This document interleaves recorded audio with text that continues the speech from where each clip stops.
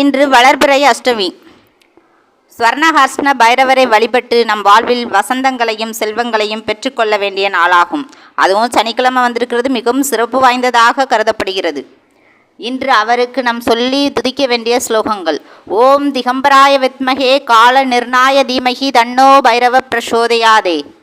8 திக்குகளையும் ஆடையாக அணிபவனே, சட்டன காலம் மாறிட செய்யும் திகாம்பரனே, தொட்டு வரும் துயர்யாவும் போக்கிடுவாய் பைரவனே போற்றி. ஓம் பைரவாய வித்மகே ஹரிஹர பிரம்மஹாத் மகாய தீமகி தன்னோ ஸ்வர்ணஹர்ஷன பைரவ பிரசோதயாதே. ஓம் ஸ்வர்ண ரூபாய வித்மகே ருத்ர ஹம்சாய திமகி தன்னோ பைரவ பிரசோதயாதே.